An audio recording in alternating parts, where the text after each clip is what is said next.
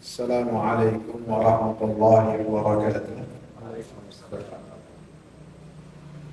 إن الحمد لله نحمده ونستعينه ونستغفره ونعوذ بالله من شرور أنفسنا وسيئات أعمالنا. من يهده الله فلا مضل له ومن يضلل فلا هادي له. أشهد أن لا إله إلا الله وأشهد أن محمدا عبده ورسوله. اللهم صل وسلم وبارك على نبينا محمد وعلى آله وصحبه ومن اتبع بهداه ila yaumil qiyamah wa ba'd. Hadirin jamaah sekalian yang saya muliakan, kita lanjutkan pembahasan kita yang berkaitan bersyukur terhadap karunia yang Allah Subhanahu wa taala berikan dan menisbatkan karunia tersebut kepada Allah Subhanahu wa taala. Di dalil yang ketiga dibawakan kisah yang Rasulullah sallallahu alaihi wasallam sebutkan yang berkaitan dengan kisah-kisah yang terjadi di Bani Israel. Kisah-kisah yang Rasulullah sallallahu alaihi wasallam kabarkan kepada kita adalah tentunya kisah-kisah yang di dalamnya ada pelajaran-pelajaran. Dan kisah yang Rasulullah sallallahu alaihi wasallam bawakan kepada kita pastinya adalah kisah yang benar, bukan dusta, bukan khayalan. Dan ini adalah termasuk dari konsekuensi ketika kita mengatakan bahwasanya Muhammadur Rasulullah, bahwasanya Nabi Muhammad adalah utusan Allah, yaitu yang diceritakan, yang dikabarkan pasti benar-benar terjadi adanya, bukan cerita bualan ataupun dongeng khayalan, bukan. Dan di dalamnya tentu ada pelajaran-pelajaran yang sangat banyak. Allah Subhanahu wa taala sifati kisah-kisah yang Allah Subhanahu wa taala cantumkan dalam Al-Qur'an, yang Allah wahyukan, termasuk juga apa yang Rasulullah sallallahu alaihi wasallam jelaskan, tentu adalah termasuk yang Allah wahyukan juga. Laqad kana fi qasasihim ibratun liulil albab. Sungguh ada dalam kisah-kisah mereka ibrah, kisah-kisah para rasul, kisah-kisah para nabi, kisah-kisah orang-orang saleh, kisah-kisah orang-orang salihah seperti Maryam, seperti istrinya Fir'aun, yang Allah Subhanahu wa taala kisahkan kepada kita. Maka di dalamnya ada banyak sekali pelajaran buat siapa? Buat orang-orang yang ingin menelaahnya. Pelajaran buat orang-orang ulil albab yang mau berpikir. Adapun yang tidak mau berpikir, maka tidak mungkin akan mengambil pelajaran. Hadisnya panjang, akan saya jelaskan. Begitu juga saya bacakan, terjemahkan, dan saya jelaskan, karena takutkan kalau kembali lagi nanti membutuhkan waktu yang panjang. Dan Al-Imam Muhammad bin Shalih Al-Utsaimin rahimahullah dari hadis ini membawakan banyak pelajaran sekali, lebih dari 20 pelajaran. Wa an Abi Hurairah radhiyallahu anhu, dari Abi Hurairah radhiyallahu anhu, semoga Allah meridainya, Abu Hurairah sahabat yang paling banyak meriwayatkan hadis dari Nabi sallallahu alaihi wasallam. Padahal waktu jumpa beliau dengan Nabi sallallahu alaihi wasallam hanya 4 tahun saja.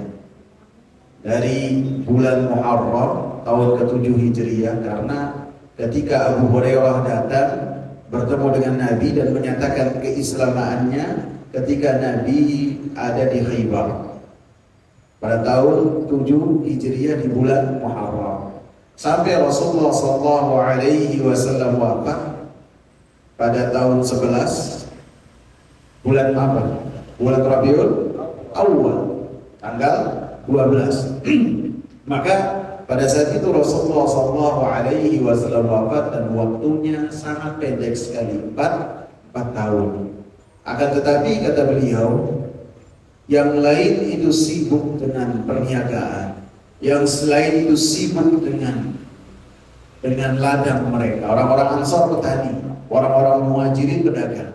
Mereka sibuk masing-masing. Abu Hurairah termasuk ahlus suffah yang tinggalnya di masjid, sehingga Rasulullah keluar dari rumahnya langsung Abu Hurairah radhiyallahu anhu menempel Rasulullah SAW selama 4 tahun, dan Rasulullah pun didoakan oleh Rasulullah supaya tidak lupa, dan beliau meriwayatkan hadisnya berapa?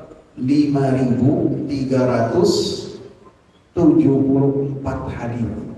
Dan banyak hadis-hadis yang disembunyikan oleh Abu Hurairah, takut apabila disampaikan leher beliau akan terpotong, takut ada fitnah. Jadi beliau mengatakan beliau memiliki beberapa bencana ilmu yang beliau sampaikan hanya sebagian saja, tidak semua. Walaupun demikian, Abu Hurairah itu ummi. Apa ummi? Tidak bisa membaca dan tidak bisa menulis. Kata Abu Hurairah bahwasanya yang paling banyak meriwayatkan hadis, mengumpulkan hadis itu Abdullah ibn Amr ibn al-As. Fa innahu yaktub wa ana la aktub. Karena Abdullah ibn Amr ibn al-As itu menulis apabila Rasulullah berkata, ditulis oleh Abdullah ibn Amr ibn al-As. Kalau Abu Hurairah tidak, mengandalkan hafalan, kemudian di malam hari beliau ulang hafalan tersebut, sehingga beliau apabila bangun subuh pas adzan berkumandang tidak sempat melakukan sholat tahajud karena capek dalam murajaah mengulang-ulang ilmu yang beliau terima. Akan tetapi periwayatan Abdullah ibn Amr al-As, walaupun dikatakan oleh Abu Hurairah hadisnya banyak, yang sampai kepada kita hanya 700 saja. Adapun Abu Hurairah lebih 5.000. Kalau diurutkan, Abdullah bin Amr bin Al-As ini ke-9 di antara para sahabat yang paling banyak meriwayatkan hadis. Karena Abdullah bin Amr tinggalnya jauh dari kota Madinah, di Taif, kemudian wafat di Mesir. Adapun Abu Hurairah tinggalnya di pusat ilmu, yaitu kota Madinah.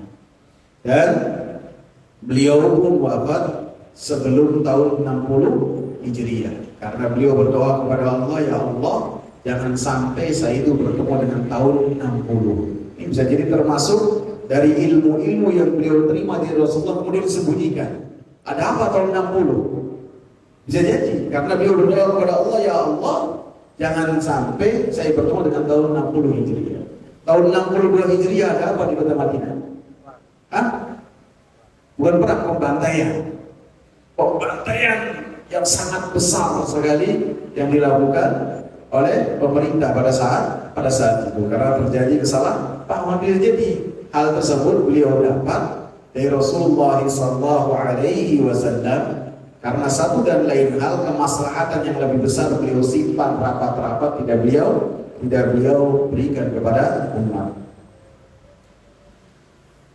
Annahu sami'a an-nabiy sallallahu alaihi wasallam, bahwasanya beliau mendengar Rasulullah sallallahu alaihi wasallam berkata, inna thalathatan min bani Israil, bahwasanya 3 orang dari kalangan Bani Israil, abrasa wa aqra'a wa a'ma, 3 orang tersebut adalah orang yang terkena penyakit kusta, orang yang botak, tidak memiliki rambut, tidak tumbuh rambut, dan yang ketiga adalah orang yang buta. Rasulullah SAW kabarkan kepada kita apa yang terjadi di kalangan Bani Israel. Bani Israel adalah keturunan dari Ya'qub alaihi salam. Sehingga ketika disebutkan bahwasanya mereka adalah Bani Israel, artinya mereka adalah keturunannya dari Ya'qub alaihi salam. Sehingga ketika Nabi SAW menyebutkan kisah-kisah dari apa yang terjadi dari umat terdahulu, baik itu Bani Israel ataukah bukan, seperti kisah ini yang akan kita bawa. Seperti kisah apa lagi? Seorang pelacur yang kemudian melihat anjing yang kehausan, yang sebelumnya dia kehausan, kemudian kasih sayang yang ada di hatinya menjadikan dia memberikan air ke anjing yang tercekik, hampir mati tercekik dengan kehausan. Maka Allah Subhanahu wa ta'ala mengampuni perempuan tersebut. Begitu juga seorang perempuan yang masuk api neraka karena apa? Karena menyiksa kucing. Itu terjadi di kalangan umat-umat terdahulu, bukan pada zaman Nabi. Ketika Nabi SAW mengisahkan hal ini kepada kita, pelajaran untuk kita, dan bahwasanya apa yang terjadi, kabar-kabar yang terjadi pada mereka menjadi syariat juga buat kita semua, selama tidak menyelisihi hukum yang Nabi SAW sebutkan secara khusus. Misalnya dalam kisah Jurej ini, dalam kisahnya dia beribadahnya di tempat khusus, namanya Sawmi'ah. Yang biasanya orang-orang Bani Israel ketika beribadahnya di tempat tertentu. Maka ketika beribadah di tempat tertentu yang Nabi ceritakan, maka hal ini menyelisihi apa yang dikatakan oleh Nabi SAW. Wa ju'ilat lil ardu masjidan wa tahura. Masjid itu dijadikan oleh Allah untuk Nabi dan umatnya sebagai apa? Alat bersuci. Tanah itu tanah, bumi ini dijadikan oleh Allah Subhanahu wa ta'ala sebagai tempat beribadah di mana saja. Tidak boleh ada tempat-tempat khusus.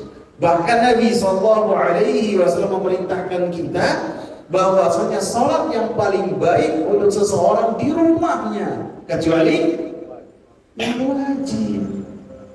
Dan jika ketika ada yang menyelisihi, maka kita menggunakan apa yang diperintahkan oleh Rasulullah SAW untuk kita.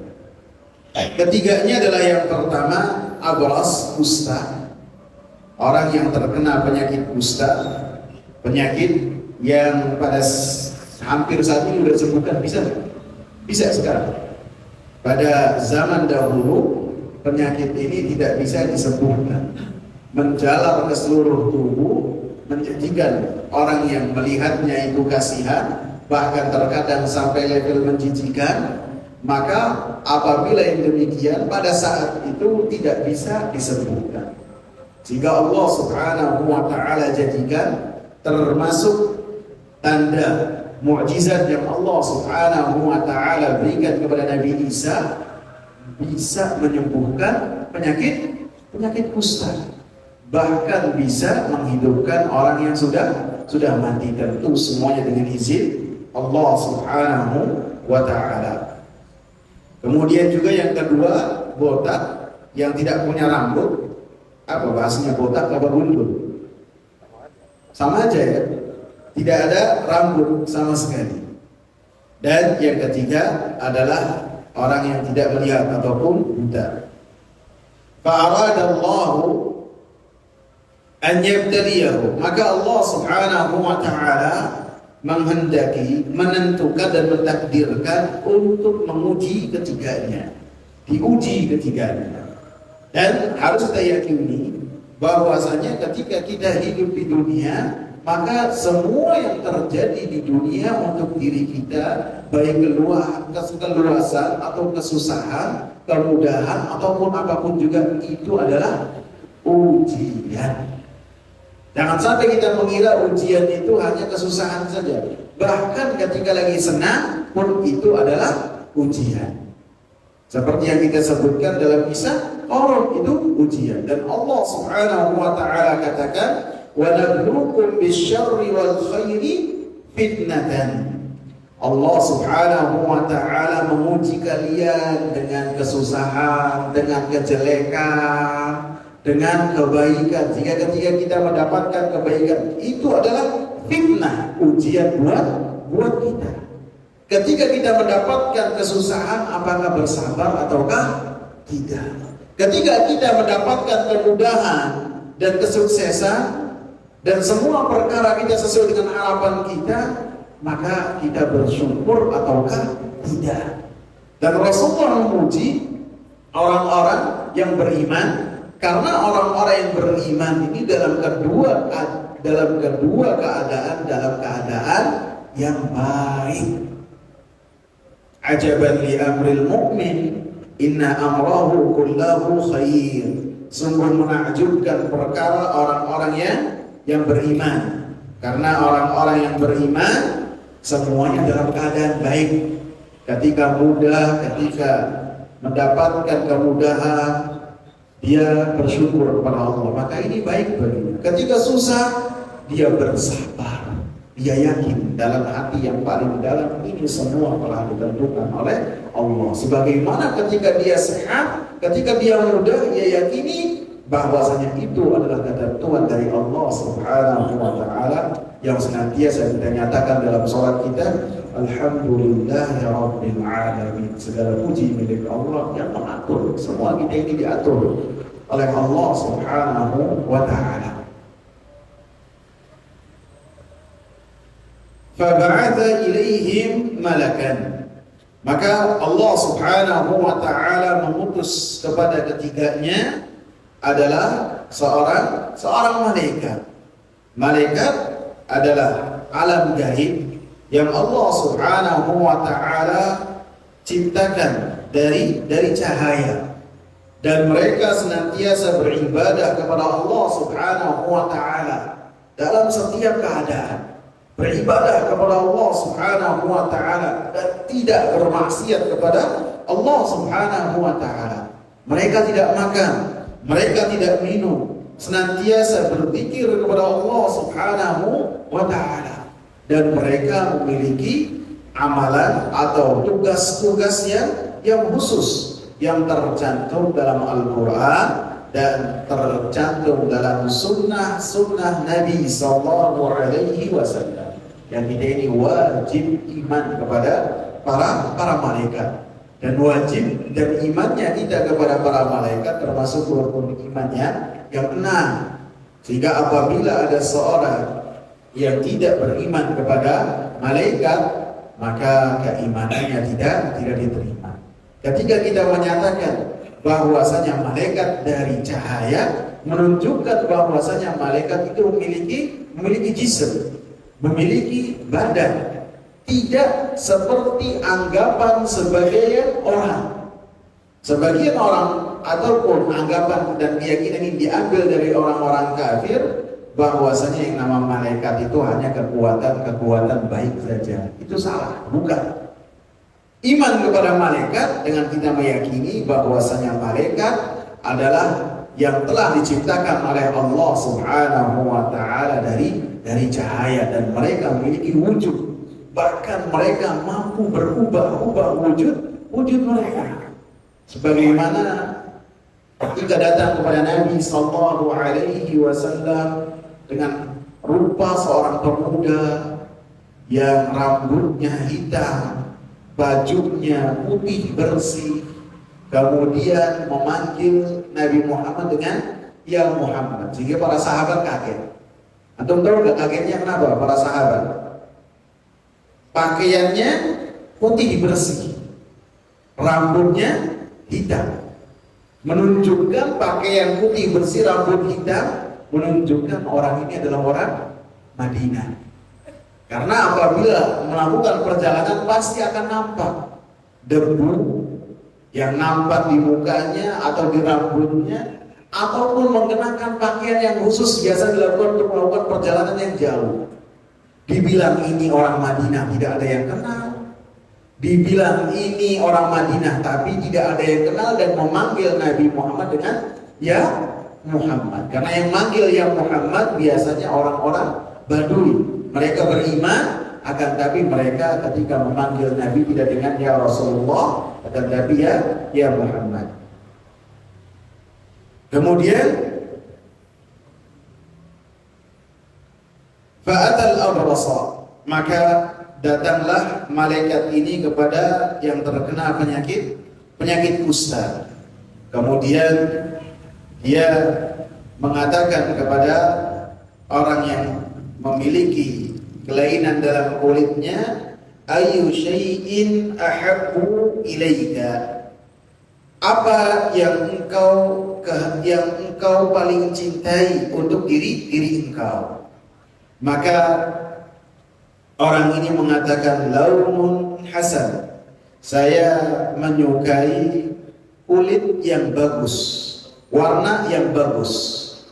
Wajildun hasan, dan saya pun menghendaki kulit yang bagus. Kalau sebelumnya warna kulit, kemudian yang keduanya kulit yang bagus. Wa yadhhabu 'anni alladhi qad qadharani an-nas, dan saya berharap dengan itu semua maka akan berlalu sesuatu yang dengannya manusia jijik dariku atau manusia yang menganggap rendah diriku.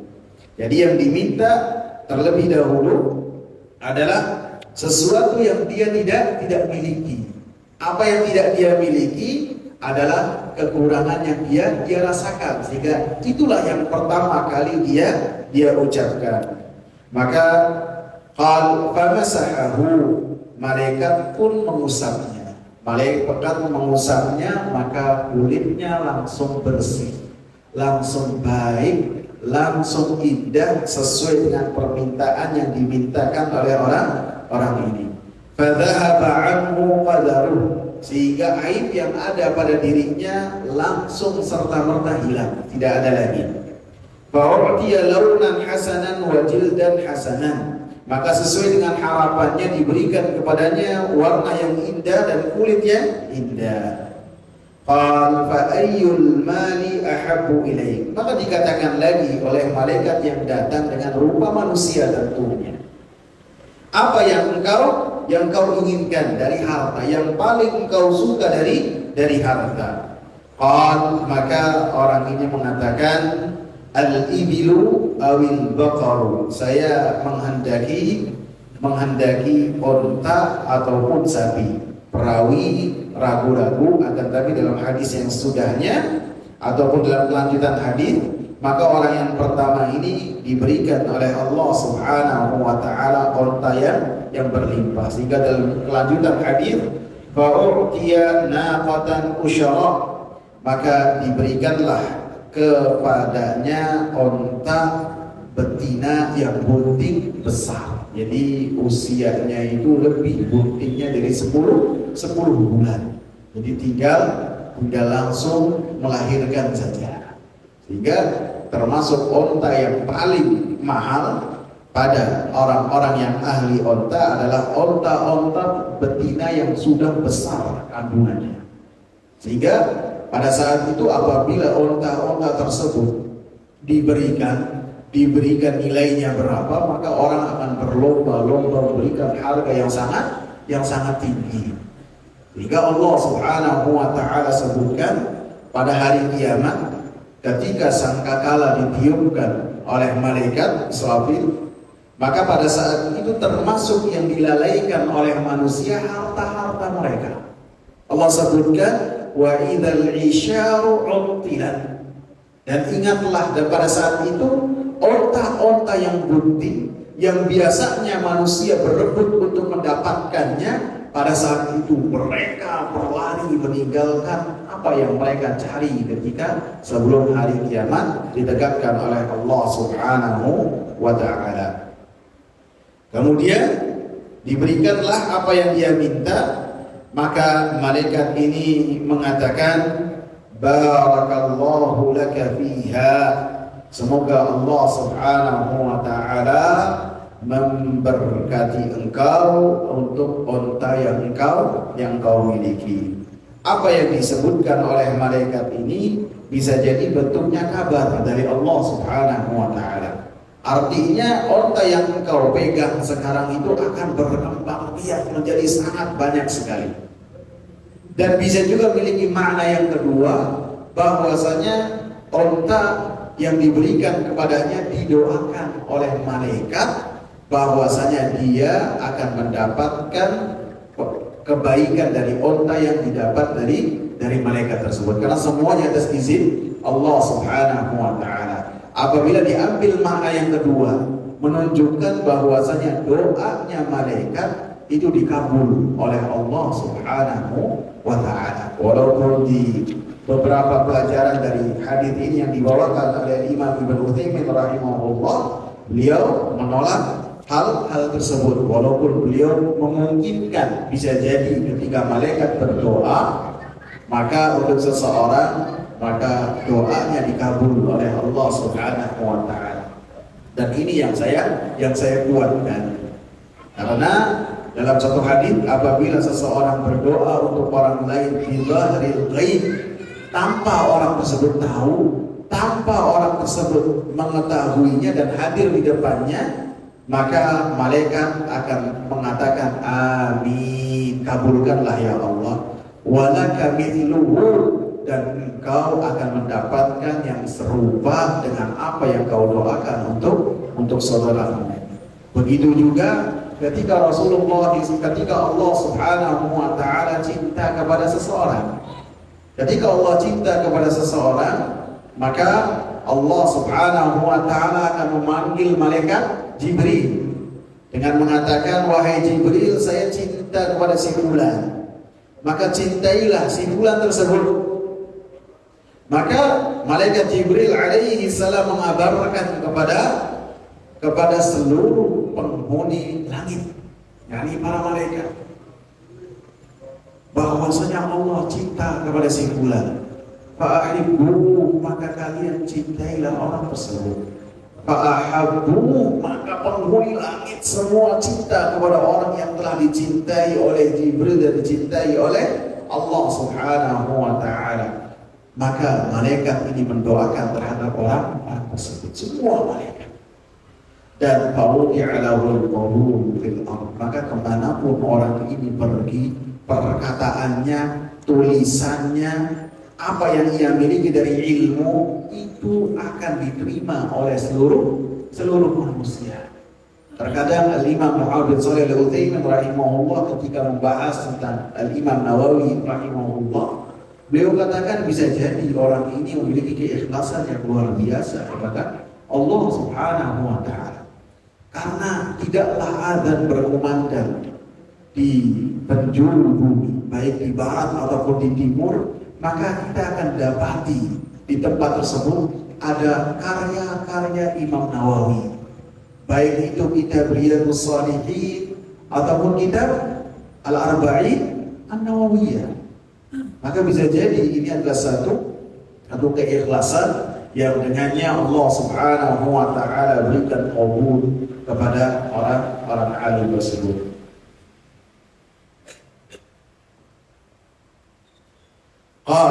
Maka dilanjutkan oleh Rasulullah sallallahu alaihi wasallam, fa'atal aqra, maka datanglah kepada orang yang tidak memiliki rambut. Faqal, maka malaikat berkata kepadanya, ayu syai'in ahabbu ilaik, sesuatu apakah yang paling engkau kehendaki? Qal sya'run hasan, saya pengen rambut yang indah, yang bagus. Karena seseorang apabila tidak memiliki rambut, mau tidak mau ketampanan dia akan berkurang, dan orang pun akan menilai dia beda dengan orang yang memiliki rambut. Sehingga orang ini ketika ditanya oleh malaikat yang mendatanginya dengan menyerupai sosok laki-laki, maka orang ini mengatakan, saya menginginkan rambut. Bukan hanya rambut yang bagus, yang setiap orang melihatnya itu terkagum-kagum. wa yadhhabu 'anni alladhi qadarani an-nasu bihi, maka berlalulah sesuatu dariku yang dianggap jelek oleh manusia. Famasahahu, maka malaikat pun mengusap kepalanya, kemudian tumbuhlah rambut. Dan semua yang dilakukan oleh malaikat tentunya atas izin dari Allah Subhanahu wa ta'ala, sebagaimana mereka tidaklah mampu mengubah bentuk tubuh mereka kecuali atas izin Allah Subhanahu wa ta'ala. Wa u'tiya sya'ran hasanah, kemudian diberikanlah kepadanya rambut yang indah sesuai dengan permintaan.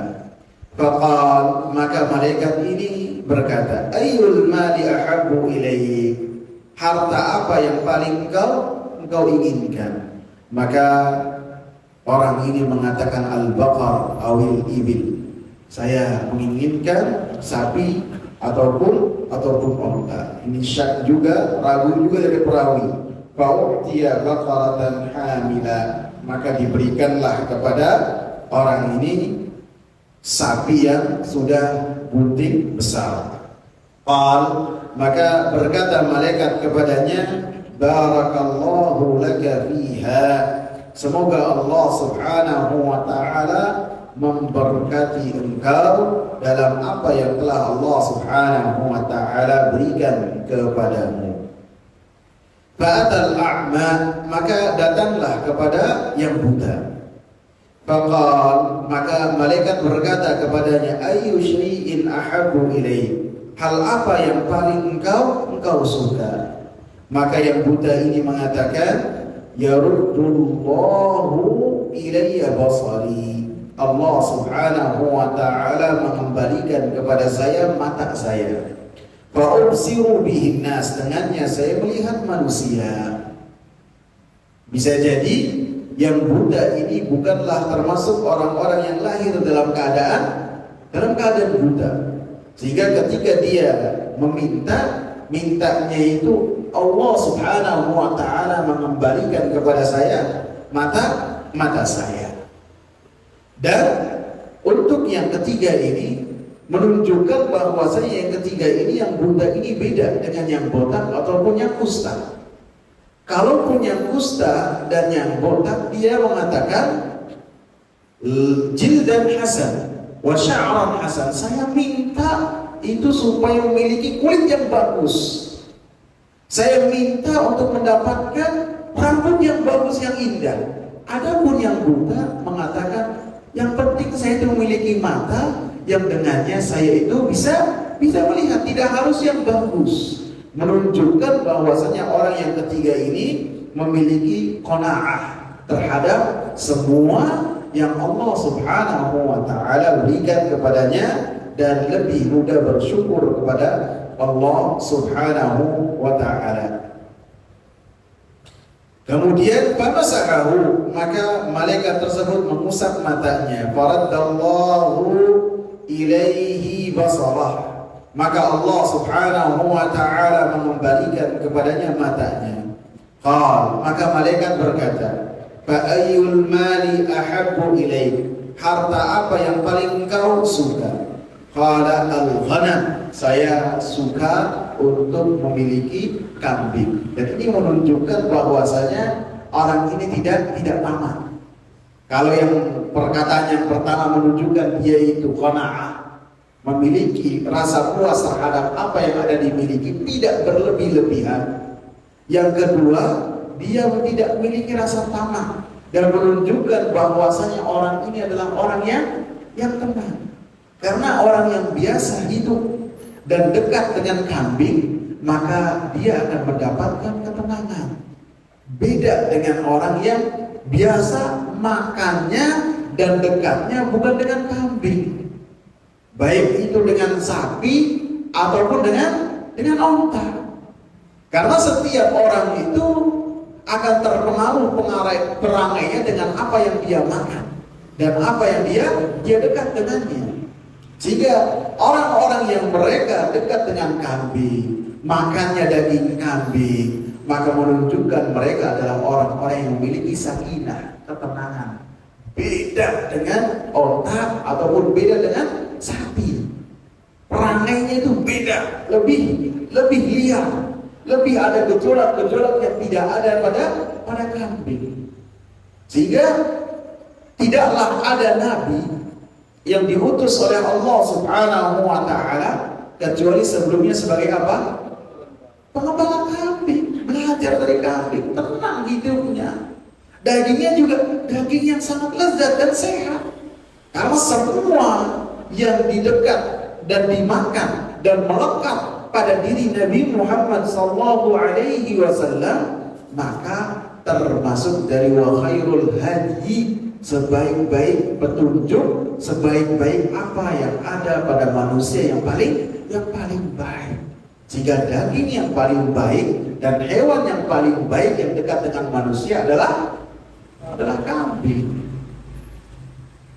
Karena Nabi SAW apabila dikasih daging kambing maka beliau tidak pernah menolak.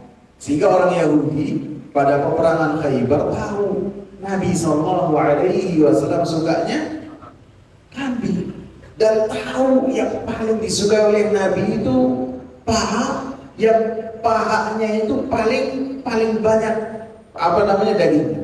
Depan atau belakang? Belakang ya, yang paling banyak. Maka Nabi yang paling suka itu bagian. Maka orang Yahudi ketika memberikan racun yang paling banyak, maka di bagian paha tersebut.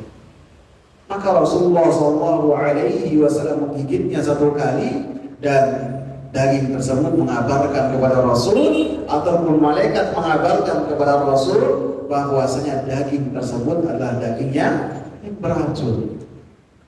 Sehingga ada dua sahabat yang wafat ketika makan dengan Nabi SAW.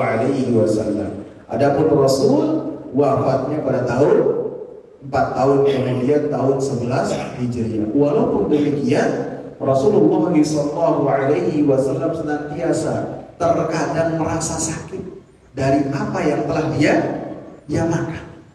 Pada tahun 7 Hijriah, ketika di Khaybar, beliau makan daging tersebut dan racunnya sangat banyak. Nabi tidak wafat, akan tapi sering merasa sakit dengan apa yang beliau rasakan, beliau yang telah makan.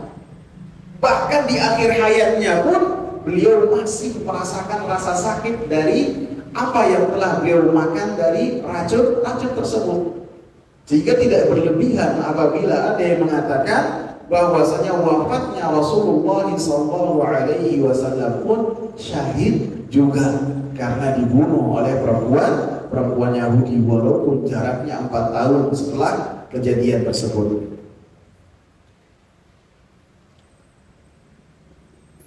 Fa'u'tiya syatan walidah, maka diberikanlah kepada yang buta ini kambing betina yang bunting besar. Maka perawi ataupun Rasul mengatakan fa'u'tiya hadza wa wallada hadza, maka ketiga hewan yang diberikan kepada tiga-tiganya ini semuanya berkembang. Fakana li hadza wadin minal ibil, maka untuk orang yang pertama memiliki satu lembah onta. Allah, satu lembah.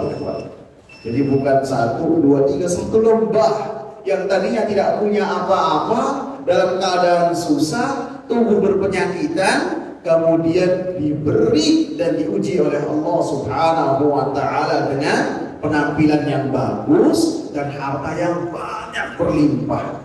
Walihada wadin minal baqar, dan untuk orang yang tadinya tidak punya rambut pun dia mendapatkan sapi dan memiliki sapi yang sangat banyak, satu lembah.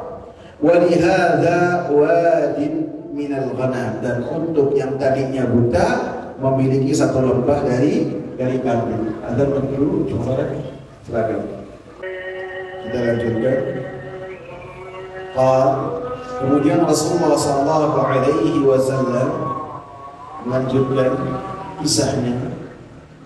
Thumma innahu atal abrasa fi suratihi wa hayatihi.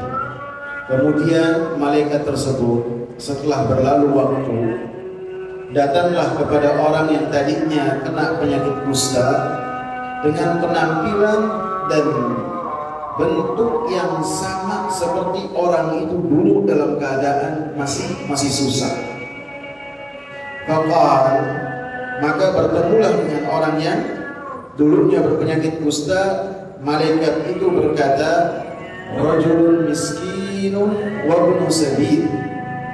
Saya ini adalah orang miskin, orang yang tidak punya apa-apa. Wa ibnu sabil, dan saya pun dalam keadaan orang yang melakukan perjalanan. Qad inqata'at biyal hibal, dan saya sudah tidak memiliki apa-apa di dalam perjalanan saya. Bekal saya sudah habis. Fala balagha liyal yawma illa billahi thumma bika. Maka saya tidak memiliki lagi sesuatu yang dengannya saya itu sampai ke negeri saya, ke tempat asal saya, kecuali pada hari ini, kecuali dengan Allah Subhanahu wa ta'ala, kemudian dengan engkau. As'aluka billadhi a'taka al-lawn al-hasana wal jild al-hasana wal mal. Saya meminta kepadamu dengan yang telah memberikan kepadamu warna yang bagus, kulit yang bagus, dan harta. Bahiran, satu ontak saja. Ataballahu bihi fi safari. Dengannya saya itu bisa kembali dan melanjutkan perjalanan saya. Yang saya minta itu bukan onta yang paling bagus di antara onta yang banyak yang kau miliki di dalam satu lembah ini. Yang penting saya minta satu onta saja yang dengannya saya melanjutkan perjalanan saya. Yang ditekankan oleh malaikat ini penampilan yang sama dengan penampilan yang tadi orang ini sebelum dia itu mendapatkan keluasan harta dari Allah Subhanahu wa ta'ala. Yang kedua, ditekankan lagi oleh yang meminta ini, saya minta kepadamu atas dengan yang telah memberikan kepadamu kulit yang bagus, warna yang bagus, dan harta. Tidak menyebut saya meminta kepadamu dengan nama Allah, tidak. Karena ketika disebutkan yang pertama dengan perincian supaya orang ini ingat siapa yang telah memberikan kepadanya kesehatan, warna kulit yang indah, dan keluasan harta. Maka orang ini mengatakan al-huququ katsira. Saya tidak bisa memberikan karena keperluan ini sangat banyak. Apabila saya memberikan kepada engkau satu onta saja, maka hak-hak yang lain akan terlalaikan. Orang ini tidak mau memberikan kepadanya satu ekor onta. Padahal malaikat ini datang kepadanya dalam rangka memuji atas perintah dari Allah Subhanahu wa ta'ala, dan datang kepadanya dengan rupa sebagaimana dia dahulu rupanya dan bentuknya, dan meminta kepadanya dengan mengingatkan bahwasanya Allah lah yang telah memberikan kepadanya apa yang dia miliki sekarang. Maka malaikat mengatakan, ka'anni a'rifu, sungguh saya ini mengetahui engkau. Alam takun abrasa yakdharukan nas, bukankah engkau itu dulu adalah orang yang memiliki penyakit kusta sehingga orang-orang itu jijik kepadamu? Dan bukankah engkau tadinya adalah orang yang fakir? Fa'aqaqallahu azza wa jalla al-mal, kemudian Allah Subhanahu wa ta'ala berikan kepadamu harta. Maka orang ini mengatakan, innama warithtu hadzal mala kabiran an kabirin. Sesungguhnya saya mendapatkan keluasan harta ini dari keluarga saya, dari bapak saya, dari kakek saya. Ataupun dia mengatakan saya ini adalah pembesar, saya ini orang yang banyak hartanya, Bukan mendadak baru-baru saya kaya, tidak, akan tapi dari keturunan sebelumnya pun sudah kaya. Sehingga dia tidak bersyukur dan tidak menisbatkan harta yang dia miliki kepada Allah Subhanahu wa ta'ala. Maka yang meminta ini mengatakan, in kunta kadziban fasayyarakallahu ila ma kunta. Apabila engkau itu dusta terhadap apa yang telah engkau katakan, maka Allah Subhanahu wa ta'ala akan mengembalikanmu terhadap keadaanmu yang sempurna, yang telah lalu, yaitu tanpa harta, tanpa onta, dan dalam keadaan berpenyakit. Ini menunjukkan boleh seseorang berdoa untuk orang lain, baik itu doa kejelekan ataupun doa kebaikan, doanya dibikin syarat atau digantungkan. Apabila seperti ini, maka dapat seperti ini. Apabila seperti ini, dapat seperti ini. Seperti yang didoakan oleh malaikat. Dan doa malaikat seperti yang kita sebutkan tadi, mustajab, dikabul oleh Allah Subhanahu wa ta'ala. Apabila engkau itu dusta, maka Allah Subhanahu wa ta'ala akan mengembalikan engkau dalam keadaanmu yang lalu. Artinya apabila engkau benar dengan pernyataanmu, maka Allah Subhanahu wa ta'ala akan melanggengkan untukmu karunia sehatmu dan karunia hartamu. Wa atal aqra'a fi suratihi. Kemudian malaikat ini datang kepada orang yang tadinya buta dan berkata, faqala lahu mithla ma qala li hadha. Maka berkata kepada yang tadinya buta itu persis seperti perkataan yang telah dia katakan kepada orang yang tadinya kusta. Dan jawabannya serupa dengan jawaban orang yang pertama. Faqal pun dia mendapatkan apa yang didapat dari doa malaikat untuk orang yang pertama tadi. In kunta kadziban fasayarakallahu ila ma kun. Apabila kau dusta, Allah Subhanahu wa ta'ala akan mengembalikan engkau di dalam keadaanmu yang dulu.